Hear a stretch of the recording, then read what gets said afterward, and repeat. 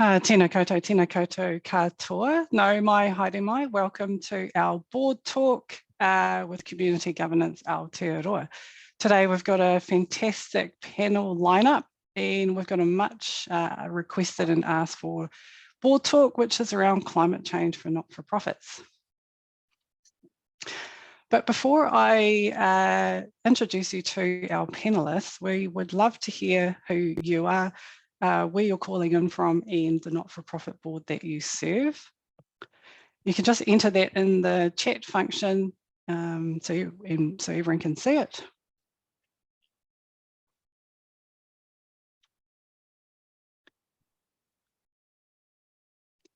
So just as you're joining, it'd be neat to hear, just if you'd like to share your name, a town or something that you're calling in from, and just the not-for-profit board. So we'd like to do a big shout out to our sponsors, Havana Coffee Works. They provide our panel guests with a nice little gift pack. So thank you to our wonderful sponsors, Havana Coffee Works. Board Talks is designed to be relaxed, informal. It's a chance for you to ask us questions in the chat function and things that you really want to know. Board Talks was designed by our community and it's there so that we can shed a light on key topics, the biggest issues that our not-for-profits need.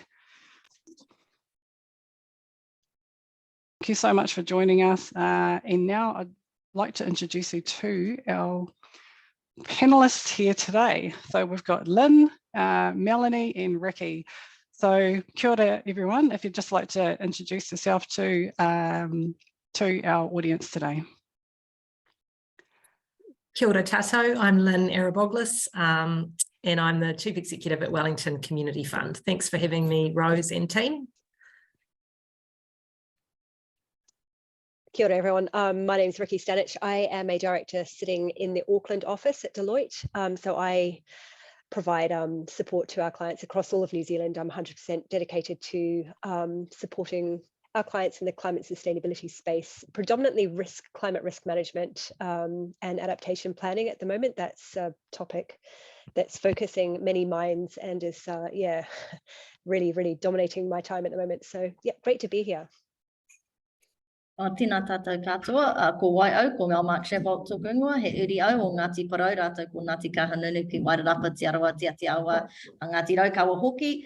I am a co-founder and, as Rose was asking me before, just returning back into the CEO role of Te Tira Whakamātaki, which is a Māori environmental not-for-profit.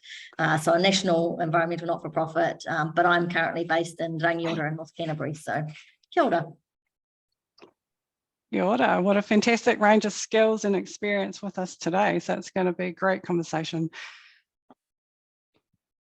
Okay, so our first partai for our panelists today is climate change. Can you share your whakaaro about what climate change means to you? I jump in and then we'll go in a reverse order this time or something. Is that okay, Rose? Oh, it sounds great. It sounds great. I mean, it's a really big question, isn't it? What does climate change mean to you as an individual, as an organisation? I guess climate change for me and for Te Tira Whakamātaki is an opportunity and a risk. It's an opportunity to remember the importance and the beauty and the bounty of te taio, of nature, and all that it applies, gives us, and our reason for existing, especially as tangata whenua, people of the land.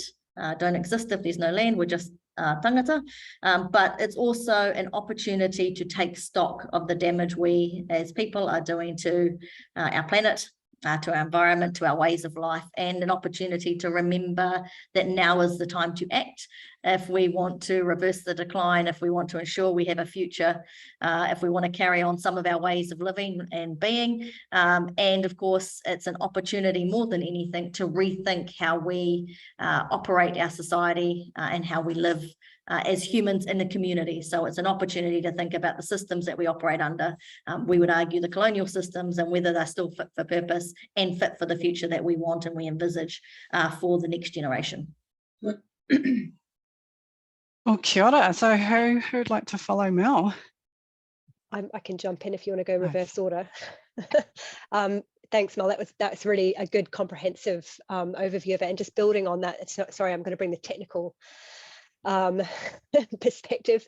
So yeah, it is very much that double materiality side. So we're looking at two things when we're talking about climate change. It's the impact an organization has on climate change, so your contribution to global warming, and that's generally in terms of the emissions contribution that you're making, and how you're managing that. So thinking about how you can transition to that net zero economy operating model. But then also on the flip side, you've got, or the other side of the coin rather, is your exposure to physical risk. So how climate change is going to be impacting on your organization and on all of us. And so how you're, thinking about building resilience in considering, how you might need to adapt your long-term strategic planning to ensure that you're adequately addressing climate risk, be that, thinking about needing to relocate, or just the way that you're, if you're an infrastructure company rather, or organization, thinking about that kind of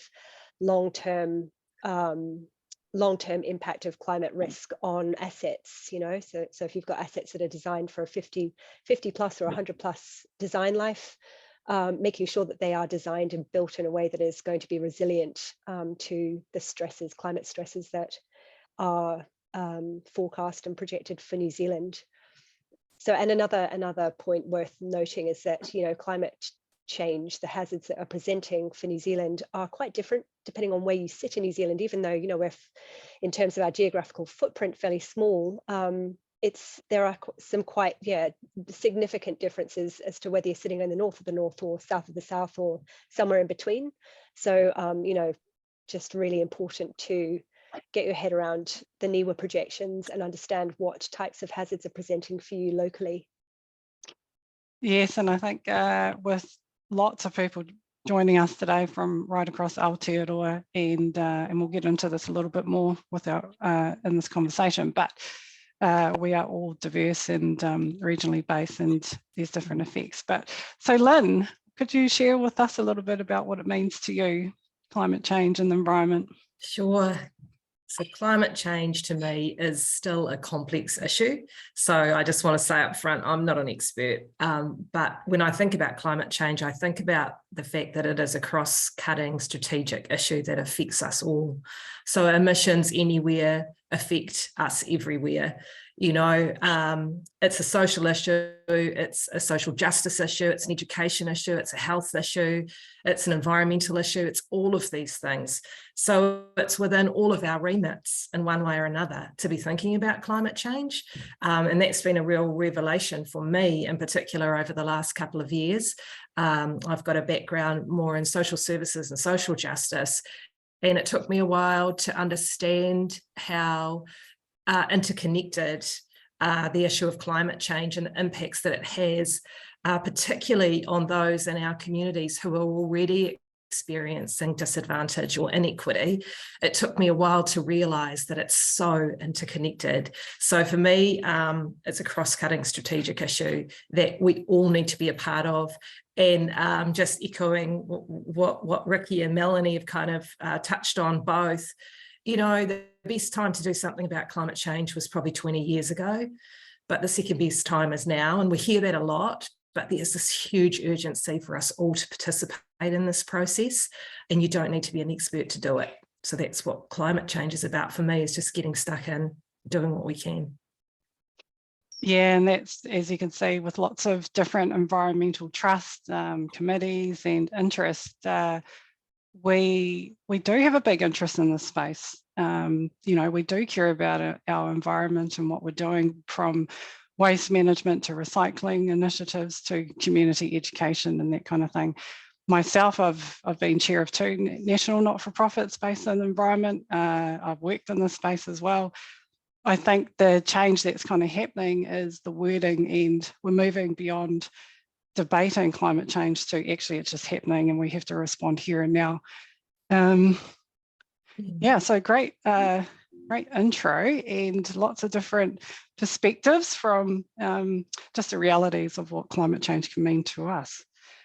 Again, to our guests with us, if you do have a question, please put it in the chat. If you've got something that you kind of want to know, feel free to message the panel guests as well.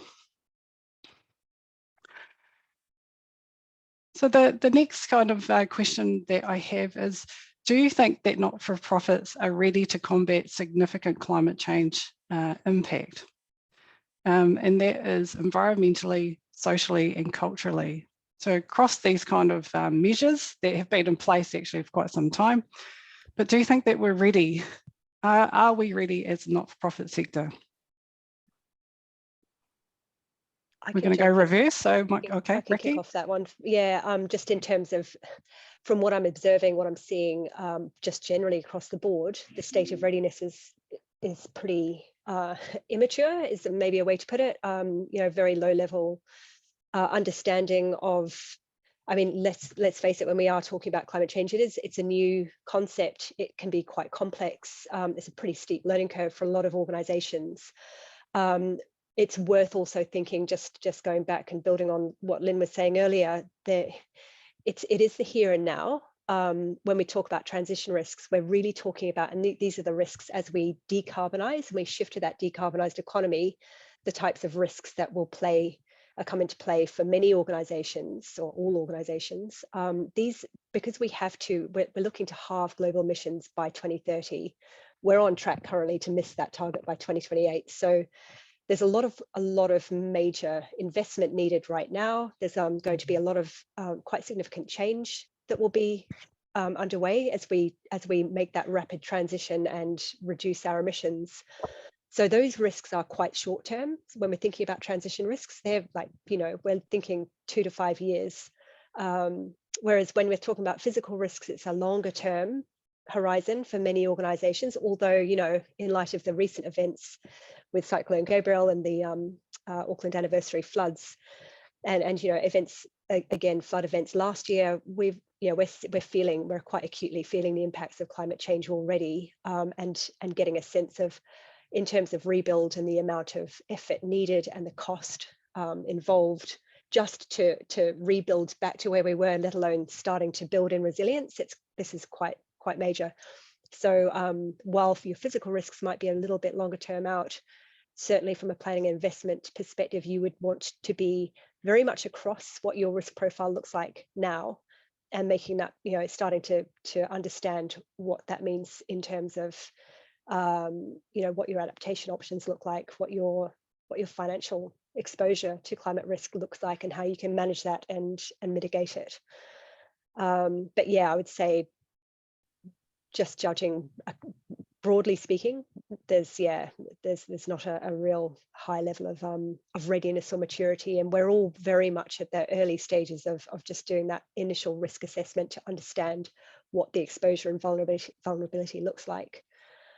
Yeah, and so expanding on that a bit, Linn, I know your funders network, or you might want to share a bit more about the collaboration with the community trust and the focus there, but would you like to share your kind of insights of kind of leading out on this work?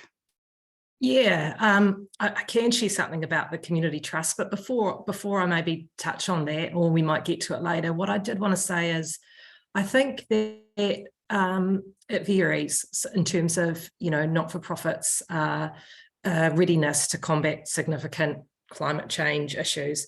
I think it's probably is correct that in my experience working with community organisations in the not-for-profit sector, they're time poor.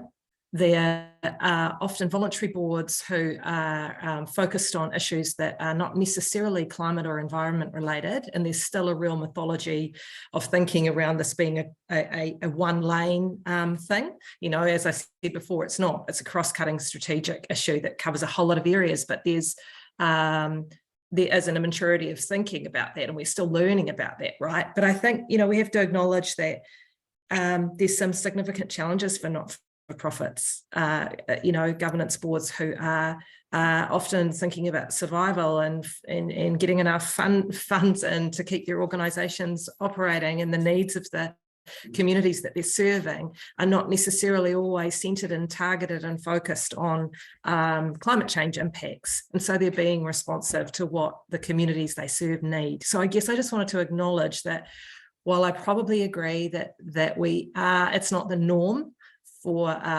not-for-profit boards yet to be in a position to combat climate change or address it as part of their the work that they do. You know, that's the direction we're heading in, and I just want to acknowledge that it's not, there's a real challenge for not-for-profit boards, and I've seen that in my experience of working with boards. What I can say, though, is the community trusts, there's 12 community trusts around the country, and we're funders, we're philanthropic funders. We did some research a couple of years ago. We surveyed about 100 community organisations and a bunch of other funders. And what we heard about climate change, and what we heard really clearly, was that over 50% of the respondents said they believed that climate change was a severe risk to their communities and that they wanted to be a part of the solution, but they didn't know what and how to do that. So there was a real intention and a desire to be a part of the solution and to contribute to the resilience in their communities, but a lack of resources, time, effort, energy and funding to actually do anything about that. So I think, you know, yeah, I think that's what I would say. So the community trusts have formed a funder's commitment, and I think Rose and the team can circulate a link to that. There's a lot of resources on our website that are useful not only for funders but for community organisations. Because one of the things we've heard loud and clear is that we don't even know where to begin. And that's true of funders as well, let alone not-for-profits who maybe are focused on social service delivery or volunteer management or even in the environment space. So yeah, I just don't want not-for-profits on this call or others listening to this to feel you know, downtrodden or disappointed in themselves for not being across this yet. Yeah. That's no, I think thank you, Lynn, and I think that's why we've got such a diverse panel on this, is to raise some kind of what's needed, why and how, and it's really a starting point for our not-for-profits. So this is why the climate change talk has been quite popular, is because we need to have this conversation and we need to start. So and Melanie. Yeah, I guess I would add in support of both what Rikki and Linn have said, in that it is a yes and no for me in terms of, you know, our readiness to combat impacts and events, you know, like the cyclone. That was a really good example of how, you know, how communities have to respond. So for me, the yes is at place in the immediate at the immediate time of an impact or of an event. Not-for-profits are usually best to deploy and are ready to respond. You know, we see that in emergency responses like cyclone and like earthquakes and flooding and you know, all those events, that it's normally our not-for-profits and our community groups that respond fastest at place and have the biggest impact. Government agencies are huge beasts to move, and they take time to get organised. So yes, definitely, you know, not-for-profits are doing a fantastic job. In particular, community groups are at place in the immediate response, and we have to acknowledge that. And to your point, Lynn, we have to resource that appropriately so that people at place are able to be their first responders, whatever that means in climate change. And as you know, everyone has said, climate change is very diverse. But I agree that in the long term, in terms of resilience, in terms of transition, all of our thinking, not just in not-for-profits, but all of our thinking in Aotearoa, New Zealand and globally, arguably, is immature. We really struggle, I think, to understand the connections. And I think that's why climate change is fraught with nervousness, and there's the climate anxiety, and there's the I don't know what to do. It's overwhelming because it is so interconnected, and it's those interconnections between environmental degradation and mental health and social justice, and all, you know, and all of those issues that are quite hard for people to comprehend and then understand their role in, you know, in making a difference or transitioning their organisation in a climate change space, and how it, you know, might apply to their business model or their discrete piece of work. And I think that's where groups need support. It's where not-for-profits probably need to do a bit more connecting across our disciplines, across our fields of work, so that we can support each other to kind of say, yeah, I've got this part covered, but we really need some help. And, you know, like I'm an environmental not-for-profit, we've got that covered. Where we need help is in the social space, or in the education, or in the justice space, is making the impact in there. So there's an opportunity in this as well for us to collectivise. And collectivising probably will be, as you said, Lynn, more and more important because resourcing is tight. And in a small country like New Zealand, resourcing is always going to be the biggest issue. And it's going to be what probably prevents us from being as ready as we need to be, or for even having time to think about what it means to adapt our business models or to adapt our organisations to a new way of operating.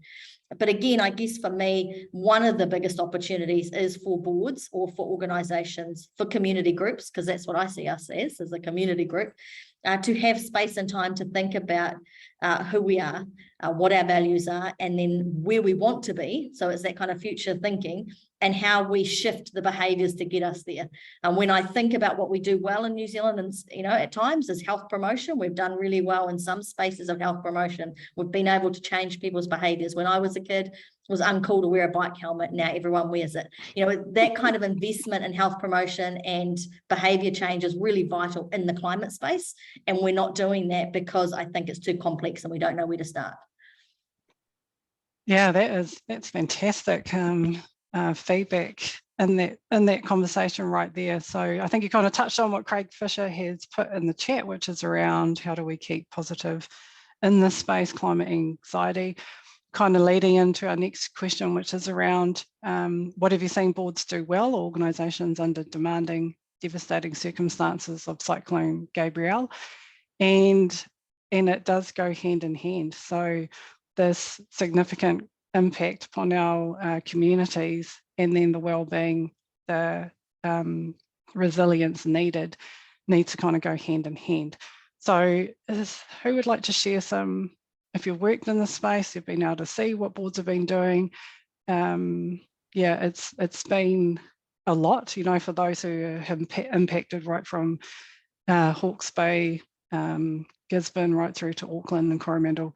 It's kind of taken time out. Things are kind of stopped, and so hard to keep kind of getting back into normality, if that's ever such a thing. So there's a massive workload in thinking to do about future thinking, but it's also what do people do now when there's been no generators, we've had no satellites, you can't contact whānau and friends. So who'd like to kind of share what they've kind of seen? Well, shall I kick off this one? And I'll be brief. One thing we've seen is, and Mel touched on it, is just we saw it in COVID as well, actually. In times of crisis, we saw marae and iwi Māori groups respond at pace in a way that was phenomenal to the needs of their community. So we saw it again with Cyclone Gabrielle and in response, and I think that in response to the Auckland floods. From a funder's perspective, we were able to, in both of those two big crises that we've lived with and are still living with, we saw we were able to get money out really quickly to marae, for example, who are much, much closer to the action and know where money was needed and what was needed to be done. So we saw really good examples of responsiveness to the events that things like climate change are increasingly bringing about. But like to change tact a little bit, the other thing that I just have to give Generation Zero and organisations like that a shout out, because from a policy and advocacy perspective, there are some incredible community organisations, and that Generation Zero is an example of a youth-led organisation who, the work that they did basically resulted in, the Carbon Zero Act, right? So I think there's incredible opportunity for climate advocacy coming out of community groups as well. And community has to be part of the solution. So I know that's sort of a side thing, but policy change is an enormous opportunity for community to have a strong voice in, especially marginalised voices. And young people, actually, they know that they're the ones going to be living with the decisions being made today. So who better placed to advocate in this space than young people? But I'll hand over to the other panel members to speak. how about I go next and then give Rikki time to close us out? I guess, you know, I completely total what Linn said. You know, communities are best placed to respond at pace, and they understand what their communities need, when and you know, and how to get it often, if they can. And so again, marae, you know, great example of response at pace in times of need. I guess for me, probably a couple of things that I wanted to touch on. One was youth, and I think that we underestimate the power of youth movements and the desire of youth to be involved in decision making and action at place. And so I always advocate for supporting the next generation to lead, especially in responses like this, partly because, you know, physically they're usually more able to, but also it's a great opportunity to let them lead and to let their leadership skills shine through. For me, the other two areas that are, or two or three areas that are really important, is the feedback loop, lessons learned, watchfulness that many organisations play. And I know that, you know, during a cyclone, for urban Māori or Māori who aren't living at place, we watch from afar what's happening at home. And we think, you know, as you know, Rose, we think it's really, you know, what can we do to help our whānau? We want to be involved. And often the way we're involved now is to send money and to send supplies. But we also have a really vital role in ensuring that lessons learned are recorded and playing the watchful advocate. And as you said, Linn, it's a desire of government, not maliciously, I suspect, because I've been in government, not maliciously, but to use crises as an opportunity to drive through policy change. Often policy change that's been mooted in the past and or is too hard to address in times of peace. But during times of war, it's usually easier to get it through over the line, and you realise that you need it. And so there's a need for people who aren't intimately involved in disasters or in responding to major events to be watchful for everyone else, and to ensure that communities are being consulted and that due diligence has been done and due process is being followed. So there's a vital role for that as well, so people not directly impacted. There's also an opportunity, I think, to think about decision making and how we make decisions. And I've seen in boards, especially during the Christchurch earthquakes, being based in Canterbury, boards really grapple with consensus decision making. And so this real desire to ensure that we are making decisions, you know, and well thought out, well debated, consensus-based manners can also be a hindrance at times. And so I, you know, encourage the organisations that I work with and my own organisation to really think about how you make decisions at pace, with agility, and in times of uncertainty or in times of chaos. And I think that that's a really important conversation to have during peacetime, as we say, so that during disasters where we have enough trust in each other and in our organisation and in our direction, our values, where we want to spend our money to make decisions potentially without everyone at the table, but at pace as well. And I think that that allows especially Māori communities, because when disasters kick in, the marae doesn't operate necessarily on consensus, to make decisions knowing full well that you have the support of the majority because you're doing it based on these set of agreed principles or tikanga that you've agreed to earlier. So probably two opportunities for boards to think about, you know, how we make decisions in times of chaos. Yeah, it's for myself having whānau in Gisborne and Hawke's Bay, and I do want to shout out too, because it's our chairs of marae and of the iwi organisations who take the massive workload in the space. So having to respond, having to attend civil defence meetings, emergency management meetings, being the key contact, they've just been under the pump. So massive shout out to our chairs of all these organisations out there, because everything does stop. And it's a huge workload to respond when everyone needs you. I think it's been great that we can get money out reasonably quickly where there's opportunity, but yeah, just the space to be more responsive in this space so it's quick, so we don't have that kind of long-winded applications or check-ins, because we do need to access support really quickly. And I think that was a hindrance, especially in, say, Gisborne. Your EFTPOS is down, you can't buy anything, everyone's having to send through cash. So we can't assume that normality continues on when something like this happens. Yeah, just building, and that's a really good point. I think Cyclone Gabrielle, the impact was so acutely felt in so many places, and you know, horrendous as it is, so many people have noted, and boards specifically saying it was probably a good time for it to happen, because it's like we really, you know, it's really focused minds. There has been, and even despite the fact that we've got the climate related disclosure mandate out now, there's a lot of large listed companies, big organizations who are mandated to be across their climate risks and disclosing and so on. There's been quite a vacuum of leadership from boards. So this has been quite timely in terms of, okay, look, it's here and now. So it's been very important in terms of providing the context that has been needed to help people understand actually what is, how exposed are we? What does it mean to the organization? And then Melanie, just building on that point you made about the voice of youth.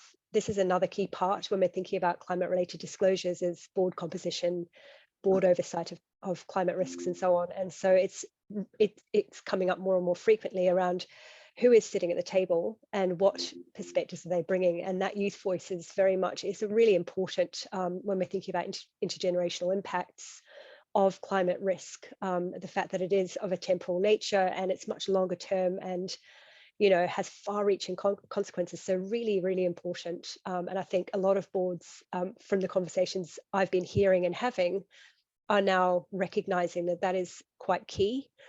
And then that point you made also about lessons learned, really, really important, because again, the lack of context that we've had, we do have a lot of data gaps, things like, you know, the landslide database that's just being pulled together now in Auckland and by Stancich and Auckland Council. Those kind of physical data gaps are really important to close, but also that monitoring of, okay, well, we've just had this major event that's had some significant and far-reaching impacts for our infrastructure and logistics, you know, things like FPOS, these kind of critical elements that we need to build resilience into. So it's helping to identify what the issues are, and then monitoring is key in terms of how do we respond, what has the cost been, how do we need to, you know, what's needed to be able to adapt and become more resilient to those types of impacts. So the lessons learned, the monitoring, this is really, really important. When you're doing climate risk assessments, it's not a one-off, one and done. You need to be doing this, you know, on a fairly regular basis, you know, on a cyclical, maybe every 4 years, but making sure that in between times you are monitoring any impacts and keeping a really good register of what the impact's been for the business or the organization. Yeah, and I think it's, no one ever wants this to happen, and no one ever wants it to happen in their backyard, their hometown, that kind of things. But it is preparing ourselves if something like this happens. So we're kind of leading into that, which is around what strategies do we need to govern our not-for-profits. So how do we move into that, making it top of mind for us, the risk management, the risk assessment kind of thing. I kind of think our, you know, health and safety was such a huge part of boards for quite some time when there were significant changes coming in the PCBU. Everyone was talking about health and safety. There was a huge amount of government support for all these changes, your responsibilities, and this kind of needs to happen for us now. If we take that kind of mindset that this needs to be top of mind, we need to think about what we're doing from property, assets, people, that kind of thing. Who would like to share, like, what's the kind of policy guides, or how do we kind of get this into everyday board meetings, every kind of agenda items, that kind of thing, so that we can keep it at the forefront?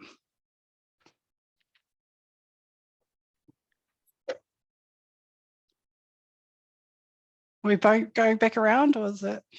I can kick off with that one if you want. Yeah, I mean, I think you just answered the question, making sure you've got a standing agenda item that is, you know, discussing climate risk, making sure that you've got the governance processes. So for many boards, and sorry, this is not for profits, but generally speaking, you know, you want to make sure you've got committees that are regularly addressing these issues, that you've got processes in place to be capturing climate risk and making sure that any material risks are being escalated routinely up to the board, so that the board can have that level of oversight that's required in order to provide, you know, effective governance in this space. But yeah, going through and actually looking at all of your ideally you'd want to be applying a climate risk lens across everything you do, and making sure that any strategic decisions that are being made, that's a key consideration. So you're kind of ensuring that it's across your entire strategy, not just for the board, but that way everything that is material will be brought to the board's attention, that there'll be the ability to have that clear oversight, regular updates, and that it's really kind of embedded into your BAU strategy, how you do business, how you perform, how you undertake your daily activities as a not-for-profit, making sure that you've kind of built that in. So yeah, it's really about embedding into core strategy and core way of operating.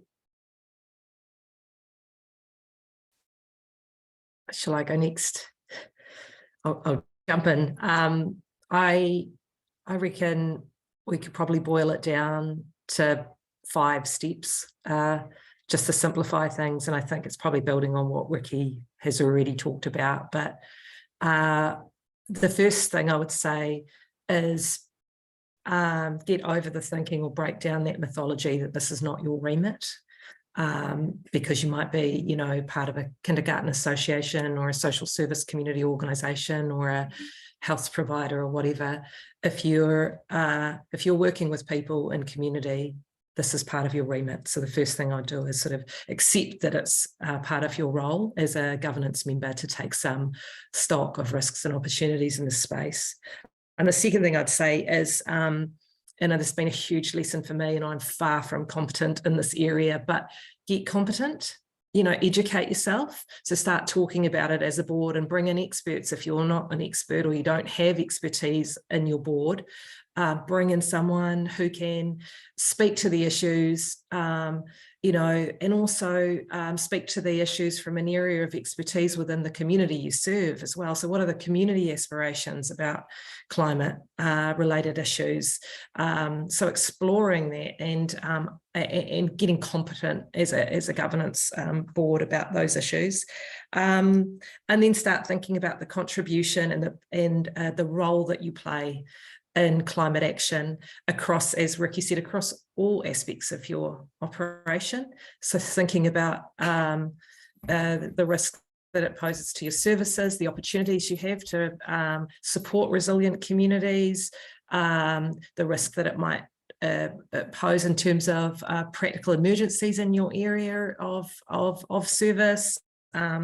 Start thinking about your contribution and regularly talking about it at board meetings. And the third thing would be just to prioritize some really simple actions. And you know what? I'm a big fan of good enough and fit for purpose. And I think just starting with something, starting by bringing experts in for starters to build your competency, but then starting with some simple actions. It might be something quite simple, like trying to and I'm trying to make a very complex issue simple, trying to understand your own carbon footprint as an organisation, which is not always simple, but there are some simple tools you can use that are free or at low cost that can help you do that. So prioritise some really simple actions that you'll do so that you're starting to talk about it and think about it as part of your frame of thinking. And then the fourth thing is the boring old monitor.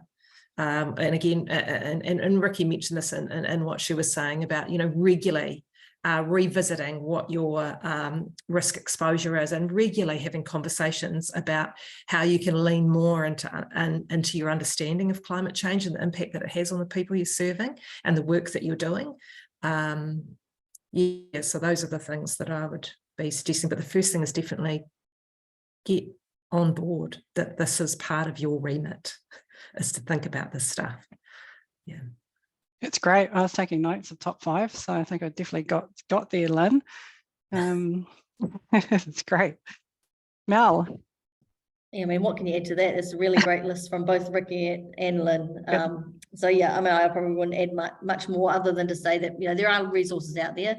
I think Rikki's just shared one, and there might be another one that was shared earlier. So yeah, as Linn said, it is your responsibility as a board member to think about risk, the diversity of risk.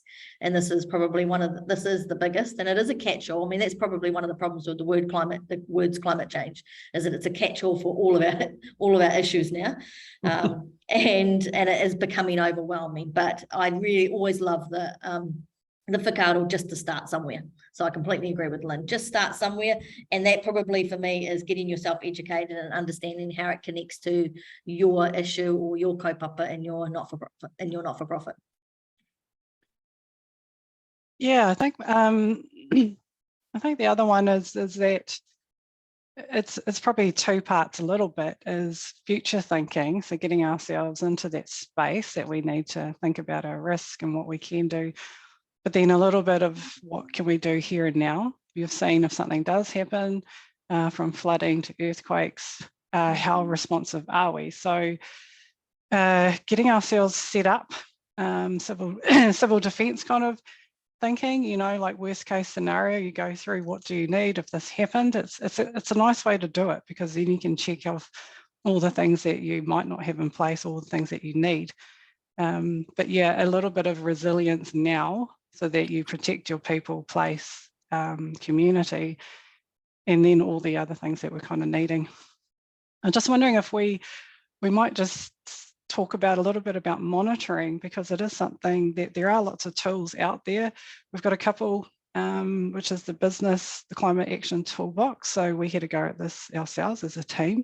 It's quite a neat little tool, actually. So has anyone got some thoughts about monitoring? I know, Mel, you've got a huge background in government for all your sins, but yeah, there's probably heaps that you've learned in that space about policies and responding and action. So have you got any thoughts about how do you monitor and measure impacts and things? Yeah, and not necessarily stuff that I want to repeat in the not-for-profit sector. I don't think I have seen monitoring done particularly well in government and in a lot of spaces, actually. I wonder if it's something that was still, as we said earlier, we're still maturing around in New Zealand.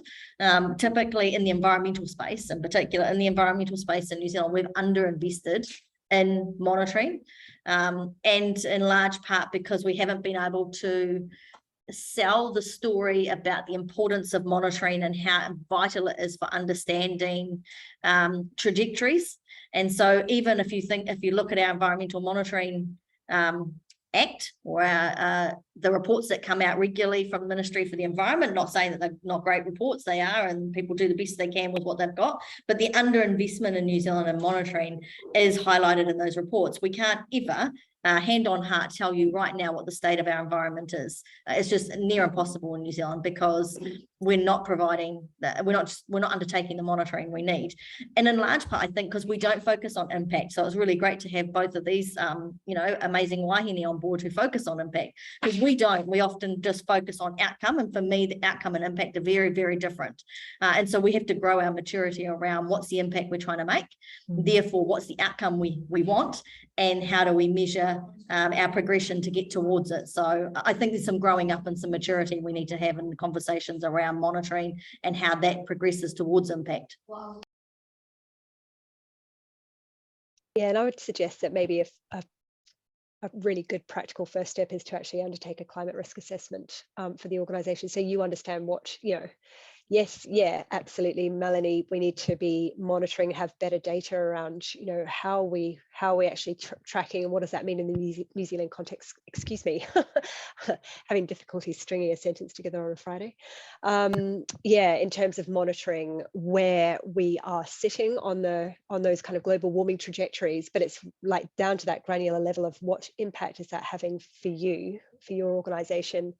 So we've got some really good frameworks here in New Zealand. You've got the National Climate Change Risk Assessment methodology that is excellent. And there's also the ISO 14091 standard I mentioned earlier, came out in 2021. I think I mentioned that earlier.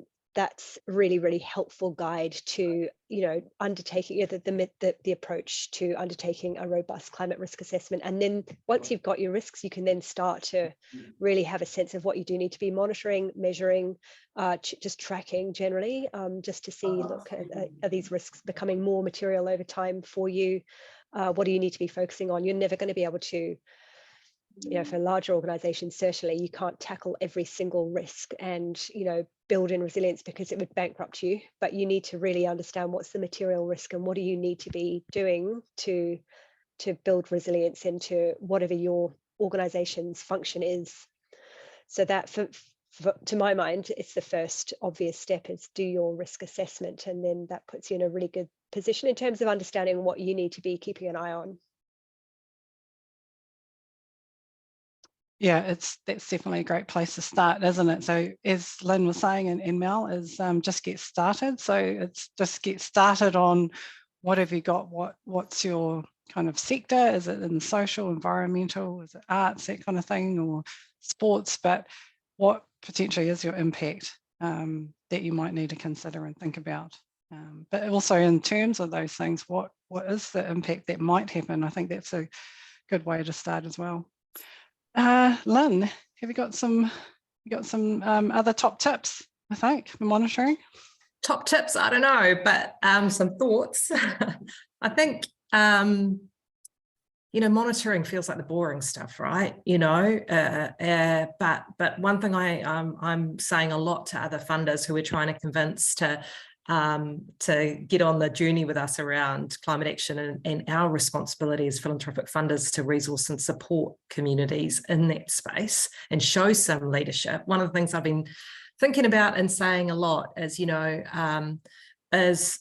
is without commitment, you'll never start, but without accountability, you'll never progress or finish. And monitoring is all about accountability, I think. So I know, for example, in my job that in my performance objectives, if I don't have something in there, I'm in a small not-for-profit as well, actually, even though we have a big asset base that we grant from, we're actually a pretty lean not-for-profit. But if something's not in my KPIs, I'm not going to turn my attention to it. I'm not going to focus on it. I'm not going to spend my energy on it. So again, this is about accountability, having regular monitoring of where you're headed, where am I at now? So a stock take of where am I at now, as Rikki said, doing a climate risk assessment, and then measuring your progress towards reduced emissions or actions that you've agreed as a board you're going to take, or whatever that small step might be, is super important, because without accountability, we won't get anywhere. So yeah, just make a start, make a commitment, and then monitor how you're going and get stuck into some of the boring stuff. Yeah, and I think something else that Mel talked about was about collectiveness. Like, we're not always experts in everything, are we? So reaching out to other groups that do have these already, who are in this space. You've mentioned, Lynn, Generation Zero. There's lots of different agencies here that are doing things, but people are so willing to share their knowledge with you. So, and it's also learning from experiences. So that's a good place to start as well, just starting to connect with other groups that are doing really cool things.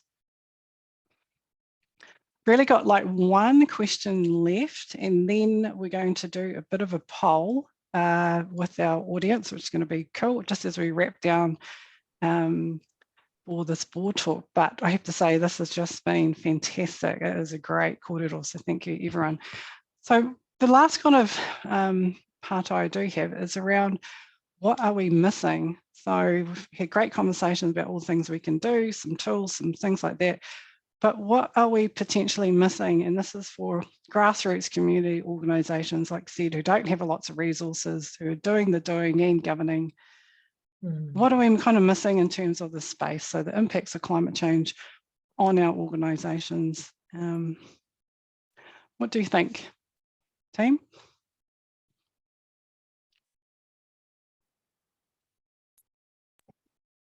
How about I start and we'll come back around, because it's just off the top of my head. What are we missing? I think we're missing space to have conversations and to allow our boards, our teams, our communities to really think about climate change. We're missing a robustness and to the conversation, especially in the courageous space. So we're missing a robustness to the conversation about climate change impacting vulnerable communities, climate change, having its some strong links into racism and into social justice spaces. So there's a bit of a our typical Kiwi nature to back off from those tough conversations is missing a wee bit. And then I think Rikki alluded to this, or Linn did earlier on, we are missing one, an easy stop shop, I think, for resources that are easy to comprehend, easy to pick up and adopt into organisations. So I think, you know, I remember sitting with the farming community once, and they said exactly what you said, Linn. We want to help, we want to do the right thing, we just don't know where to start. There's so much coming at us that we just don't know where to start. So there are amazing resources out there. Many of the people on this call, on this session, are creating those resources, but they're not easy to find unless you know where to look, and they're not all in one place, or there's no one kind of corralling them. I would have argued that should have been the role of a government agency that I just left, but maybe someone else is going to have to pick that up. So some easy to use resources that are easy to find, easy to pick up and use in your organisation. And once we do that, I think we'll then see the gaps that are missing in the resources. And as I said earlier, Rose, there are some areas where there are gaps, especially in the social justice space and in the race space. Yeah, and I think you know, this is why not-for-profits exist, to kind of fill a space that government, other agencies can't kind of fill. But community governance, Aotearoa, that is our space as well. So we do, our next board talk is going to be about policies, but it is around those guides and things that are easy to pick up for our community. So that's something we can to look at, or at least start. Rikki. Yeah, so I think what's missing, we've got some major issues in terms of data availability, and a lot of voices calling for MFE to step up and fill that gap, and make sure that there is that kind of equitable access to the type of data that we need to make informed decisions and really have a very good and robust understanding of what climate risks we face. That said, NIWA does have some excellent data on its site. So if I can pop the link in if you're not aware of where to find it, that would support your climate risk assessments for the organizations that you sit on boards of. Understanding the level of investment that's needed to ensure a just transition and the need to actually act decisively now. So these delayed investments that we're seeing, the delay due to policy uncertainty and you know, various other things, it's quite critical. We're currently on track for what we term as a disorderly transition, and that has far-reaching impacts in, you know, societal terms, in terms of the vulnerable of society, becoming, you know, far more vulnerable, but also the portion of society that is then classified as vulnerable is much greater under that disorderly transition and that, you know, unjust transition. So there needs to be a greater focus on that and a better understanding of actually, you know, in quantifiable terms, what does that mean, and the repercussions of society as well, because that can lead to quite a major impact on, you know, order and law and you know, kind of the society that we know today is at risk of being lost, you know, if that action isn't taken early. So I think, you know, a much better information and quantifiable information around that is a major gap that we have at the moment. Okay, and I think that's part of why our board talks, why we do them. So it's really starting the conversation because we need it for our boards to govern well, and in the not-for-profit space, sharing expertise and thought leadership that is needed and helping people start or somewhere to go. So we do have a poll. This is the first time we've done this on our board talks, but if you can please enter some of the questions that we've got there for you now. So some of the questions is climate change top of your mind for your board? Will you use these tools or resources? There's been heaps shared. So what we're going to do is we always share out the board talk video to everyone that's registered. And we're going to do a little bit of an article that we'll link through as well. And if you're signed up to our e-Pānui, you get the link, you get the resource, and everything will be there. On our website, we do have a resource hub, so you can search for all the documentation. We'll put all these great tools in there as well. Another question that we've got is, does your organisation currently measure your carbon footprint? That came up in the the talk, and would you like more board talks on climate change action? So it would be fantastic to bring this group back together next year and see, is our group here measuring and doing anything, and have they started? That would be fantastic. Just as before we close out, I just want to, you can see the wonderful comments coming in from our audience. I want to thank you each. Wahine, amazing conversation, done a fantastic job. I'd like to do a shout out to our sponsors, Havana Coffee Works. So our panelists will get a nice little kit set, mug, and some coffee from Havana. Thank you. Awesome. And any, we've got a couple of minutes, so any final words on today's talk from each of you? Final words are always hard, because they're meant to be something that resonates with people. I guess what I would say is that, you know, this isn't everyone problem. And I've probably said it 20 times already, but if you think this is not part of your remit or part of your responsibility, I just really encourage you to really think again, because this is an everyone problem, and not-for-profit boards in particular. You know, they have access to communities and an understanding of community aspirations in a way that government and corporates don't necessarily have. And they have a responsibility to ensure that, I guess, the voices of the people who wouldn't otherwise be heard can be heard. And I know that that is not easy when sometimes communities are dealing with survival issues rather than thinking about climate change. But there's a responsibility, I think, on not-for-profit boards to connect and understand the aspirations of their community in this space, and to make space for marginalised voices to be heard. And, you know, as a funder, I just want to say, we've got a lot of work to do as a philanthropic community in New Zealand to increase our investment, our granting investment, and our movement of our investment portfolios into more sustainable investment. Currently in New Zealand, philanthropic funding is only about 4% of all funding for climate change. And that has to change. It's not nearly enough. We need trillions of dollars globally of reallocated investment in this space. But I could go on and on. I'm not going to. I'm just going to say this is an everyone problem. So please think about your role. Thank you. And we've got probably 2 minutes, so we have to be short and sweet. And then I think we're going to publish the poll. That's all good.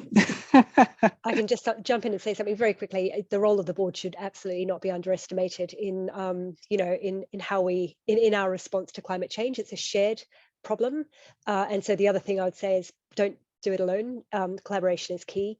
It's something that can't be solved in isolation. We do need to work together and have a joined up approach. But yeah, the board as a steward, it really, you know, you've got a fundamental role in managing this.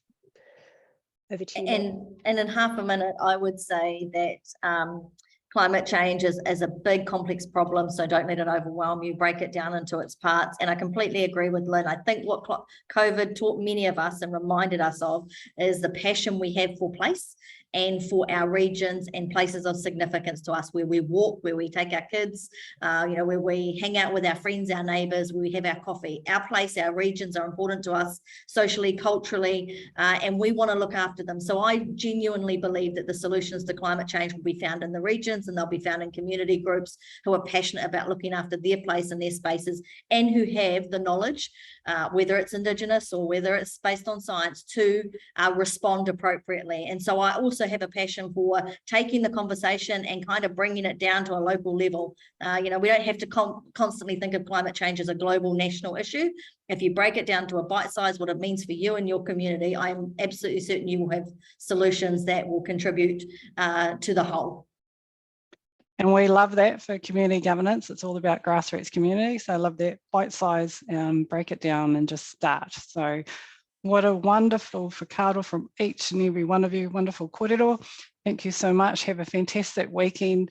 We'll share some of those results out post talk, but thank you again. Kia ora, thanks so much. Kia ora. Ora.